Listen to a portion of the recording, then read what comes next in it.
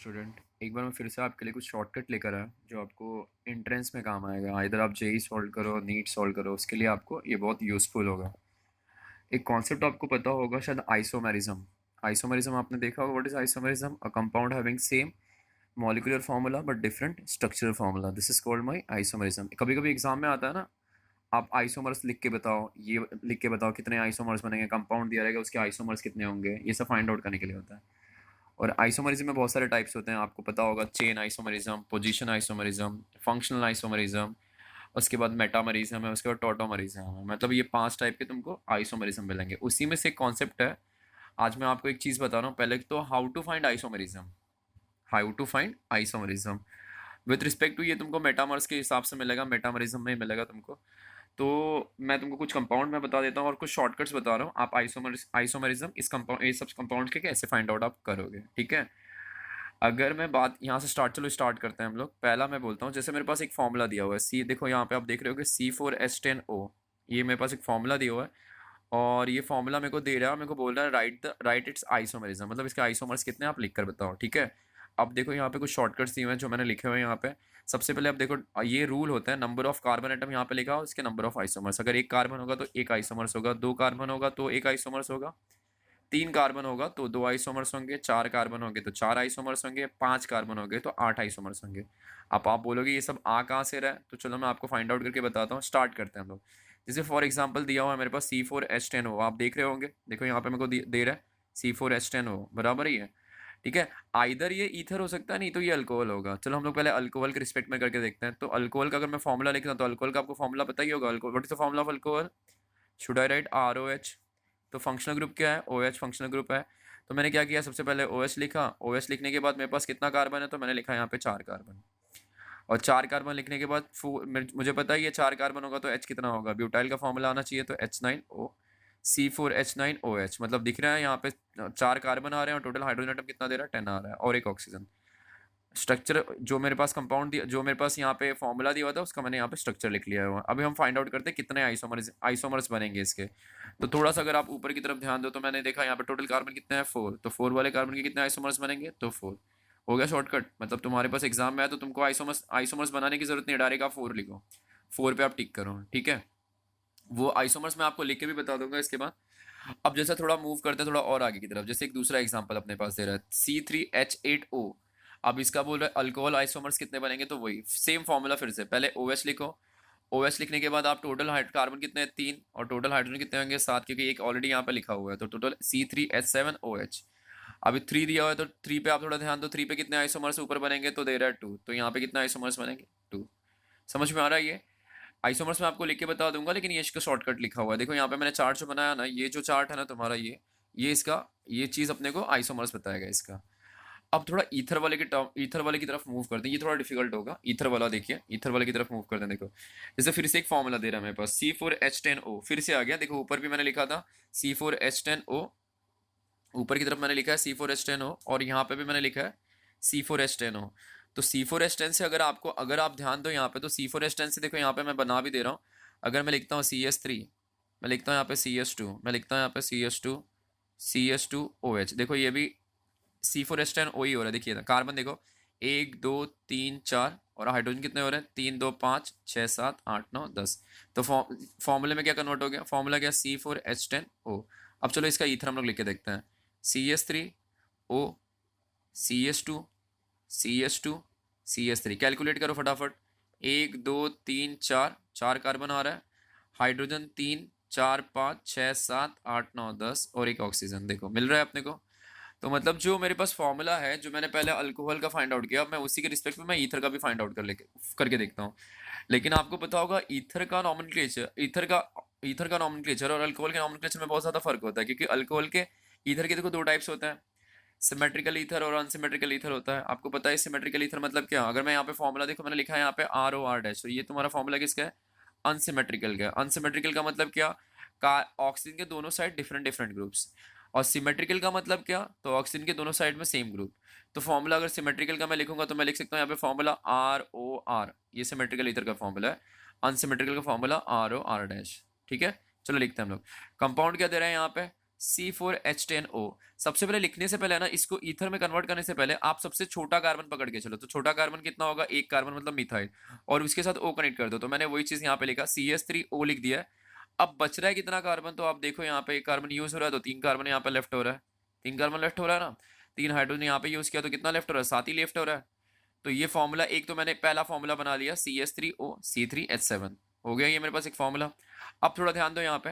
अब करने का क्या है यहाँ पे आप लोग आपको, कि अगर आपका जो तुम्हारा जो छोटा ग्रुप है, मतलब अगर आप देखो लेफ्ट साइड वाला ग्रुप, आप एक एक कार्बन बढ़ाते ऊपर जाओ, और राइट साइड वाले ग्रुप पे एक एक कार्बन घटाते नीचे की तरफ आओ।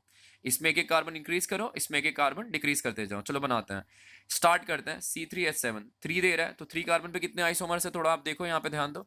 थर्ड कार्बन पे कितने आइसोमर्स दे रहे हैं, तो देखो यहाँ पे 2 आइसोमर्स दे रहे हैं। कितने आ रहे हैं, तो मैंने यहाँ पे लिखा भी है कितने आइसोमर्स मिले मुझे, 2। अब इसके बाद मैं क्या कर रहा हूँ, इसको देखो ही मत, इसको कैलकुलेट ही मत करो, आपको हमेशा राइट साइड पे ही देखना है।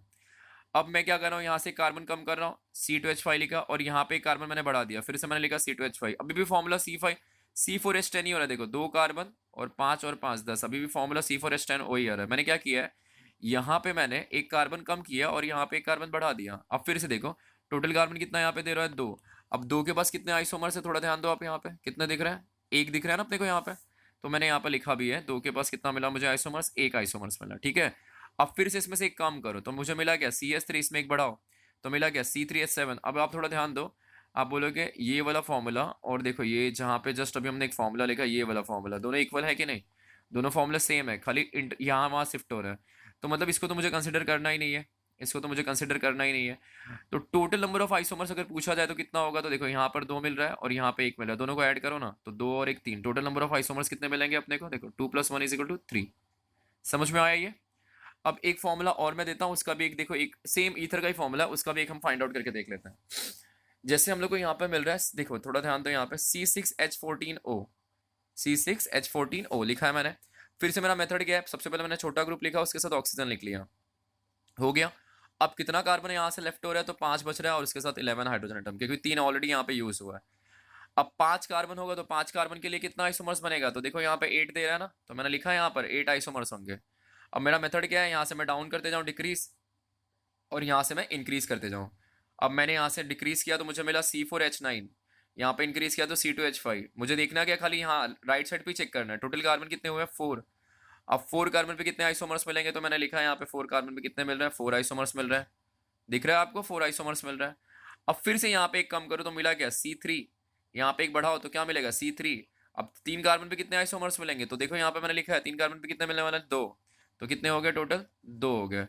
अगर मैं फिर से इसको कम करता हूँ, इसको अगर आप थोड़ा ध्यान दो, अगर मैं फिर से इसको कम करता हूँ, तो मुझे यहाँ पे मिलेगा क्या, C2H5 मिलेगा, और यहाँ पे मुझे एक बढ़ाना होगा, तो मिलेगा क्या, O। क्या हो जाएगा आप बताओ, क्या हो जाएगा यहाँ पे, C4H9 हो गया ये। अब आप थोड़ा कैलकुलेट करो, ऐसा ही फॉर्मूला कहीं पे जनरेट हो रहा है क्या अपने पास, ऐसा फॉर्मूला कहीं पे जनरेट हो रहा है क्या, हो रहा है क्या कहीं पे, नहीं हो रहा है ना। चलो इसको भी हम लोग देखो, यहाँ ऊपर एक बार आप टैली कर लो, ऐसा फॉर्मूला आ रहा है क्या कहीं पे, ऊपर की तरफ में अगर आप ध्यान दो, ये वाला फॉर्मूला और ये वाला फॉर्मूला दोनों इक्वल हो रहे हैं कि नहीं, इक्वल हो रहे हैं, तो मतलब नहीं है ना लिख के, ये तो लिख के मतलब ही नहीं है, इसलिए मैंने इसको यहाँ पे लिखा ही नहीं है। तो अब आपको टोटल आइसोमर्स कितने मिल रहे हैं, देखो 8 यहाँ पे मिल रहे हैं, 4 यहाँ पे मिल रहे हैं, और 2 यहाँ पे, तो ऐड करो, 8 और 4 12, 12 और 2 कितने हुए, 14। टोटल आइसोमर्स कितने मिले, 14 आइसोमर्स।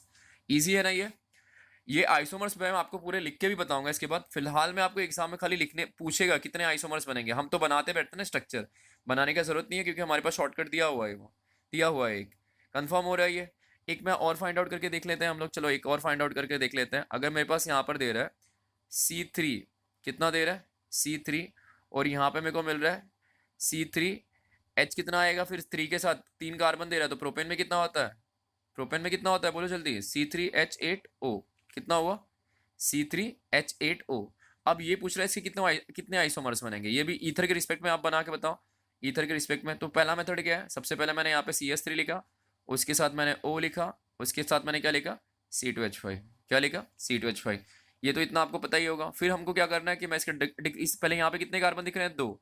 अभी 2 कार्बन पे कितने आइसोमर्स बनेंगे, तो देखो यहाँ पे मैंने लिखा है 2 पे कितने बनेंगे, 1।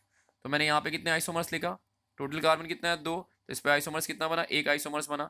अब यहाँ से मैं इसको अगर कम करता हूँ, यहाँ से मैं अगर इसको कम करता हूँ, तो मुझे मिलेगा क्या, CH3, और यहाँ से अगर मैं एक बढ़ाता हूँ तो मुझे यहाँ पे मिलेगा क्या, C2H5। हो गया ये। अब ये वाला फॉर्मूला और ये वाला फॉर्मूला टैली हो रहा है क्या, नहीं, दोनों इक्वल आ रहा है, तो इसको तो लिखने की जरूरत नहीं है। तो टोटल नंबर ऑफ आइसोमर्स कितने बनेंगे, टोटल नंबर ऑफ आइसोमर्स कितने मिलेंगे इसमें, एक आइसोमर्स मिलेगा। ये समझ में आ रहा है, कंफर्म है ये। अभी ऐसा ही सेम अपने पास कीटोन में भी होगा, और यही देखिए ये सेम अपने पास कीटोन में भी होगा, यही सेम अपने पास अमाइंस में भी होगा, वो भी मैं आपको बता दूंगा। चलो पहले अल्डिहाइड का कर लेते हैं एक बार, फिर से देखते हैं। अल्डिहाइड और अल्कोहल का सेम होगा, अल्डिहाइड और अल्कोहल की तरफ ध्यान दो आप, दोनों का सेम होगा। फिर से देखते हैं, जैसे अल्डिहाइड का एक फॉर्मूला दे रहा है C3H6O दे रहा है, ठीक है। एक्सपांडिंग फॉर्मूला अगर हम लोग एक्सपांड करते हैं तो अल्डिहाइड का फॉर्मूला तो आपको पता ही होगा, CHO होता है, तो मैंने सबसे पहले CHO लिखा। अभी एक H यूज हो रहा है, एक कार्बन यूज हो रहा है, तो कितना कार्बन लेफ्ट हो रहा है, 2, और H एक यूज हो रहा है तो कितना लेफ्ट हो रहा है, टोटल 5, तो मिला क्या C2H5 C double bond OH, ठीक है। अब total number of carbon atom यहाँ पे देखो, अब total number of carbon atom कितने मिल रहे हैं, 2। अब 2 वाले कार्बन पे कितने आइसोमर्स मिल रहा है, मतलब 1, तो इसका आइसोमर्स कितना बैठेगा, 1, कंफर्म। अभी नीचे फॉर्मूला में लिख रहा हूँ, यहाँ पे C4H10O लिख रहा हूँ, ये तो अभी जस्ट हमने किया था, इसको छोड़ो आप, ये तो अभी मैंने आपको जस्ट बताया था। अब समझो एक फॉर्मूला मैं और लिख देता हूँ, एक कोई फॉर्मूला मैं और यहाँ पे लिख रहा हूँ, जैसे मेरे पास मिल रहा है C5H10 और O मिल रहा है। चलो इसका फाइंड आउट करके देखते हैं। सबसे पहले अल्डिहाइड का फॉर्मूला क्या है, C डबल बॉन्ड O और यहाँ पे H, हो गया ये। अब कितना कार्बन हो रहा है, एक कार्बन मैंने यहाँ पे लिखा, एक हाइड्रोजन लिखा, तो कितना कार्बन लेफ्ट हो रहा है, 4 यहाँ से लेफ्ट हो रहा है और 9 यहाँ से लेफ्ट हो रहा है, तो मिला क्या, C4H9, हो गया कंफर्म ये। अब total carbon number of carbon atom कितने दे रहे हैं, 4। अब 4 पे कितने आइसोमर्स बनेंगे आपको दिख रहा है यहाँ पर, कितने दिख रहे हैं, 4, तो टोटल नंबर ऑफ आइसोमर्स कितने मिले अपने को, 4 आइसोमर्स मिले, कंफर्म, समझा ये। अब चलो थोड़ा मूव करते हैं, कीटोन की तरफ चलते हैं। मैं कीटोन का आपको लिख के ही बता देता हूँ, चलो देखते हैं कीटोन का। कीटोन और ईथर का सेम है। देखो कीटोन का फॉर्मूला आपको पता ही होगा क्या होता है, what is the formula of ketone, R C double bond O R. अब जरूरी नहीं R C double bond O, अगर ये वाला फॉर्मूला है तो याद रखना ये हमेशा सिमेट्रिकल कीटोन होता है। तो what is the formula of unsymmetrical, R C double bond O R dash.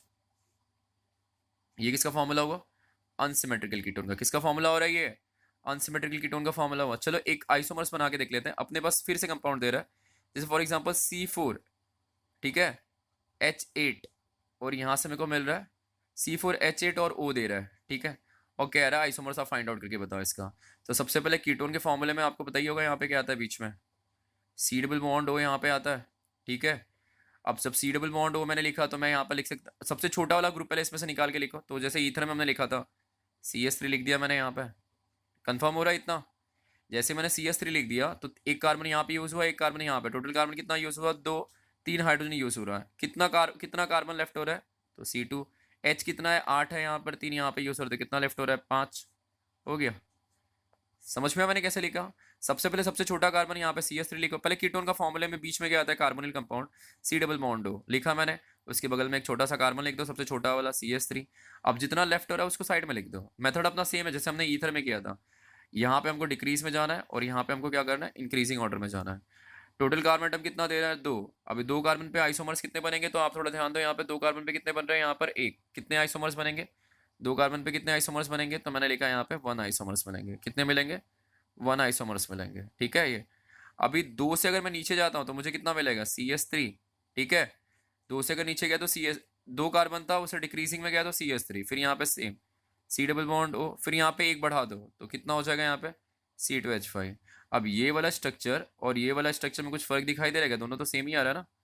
तो टोटल नंबर ऑफ आइसोमर्स कितने मिलेंगे इसमें, अगर आप थोड़ा ध्यान दो तो टोटल नंबर ऑफ आइसोमर्स कितने मिले, मतलब 1, कंफर्म ये।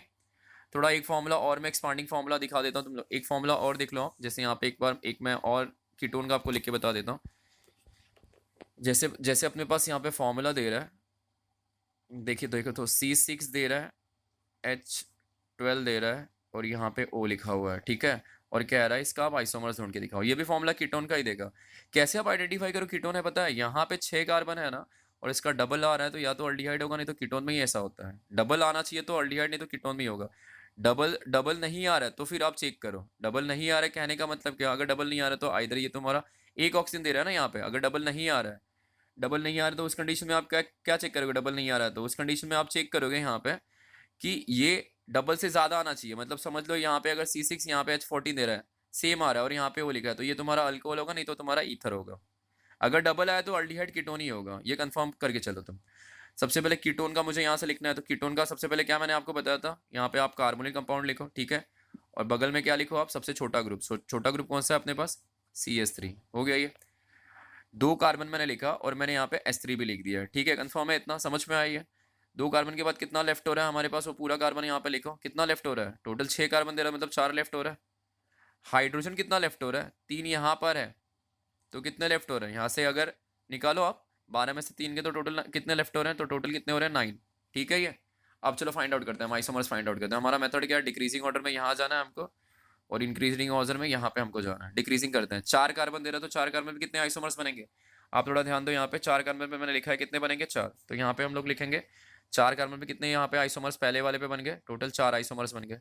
अब डिक्रीज करता हूँ मैं, यहाँ पे क्या लिखूँ मैं इसको, C3 क्या हो जाएगा बोलो, C3H7 हो गया।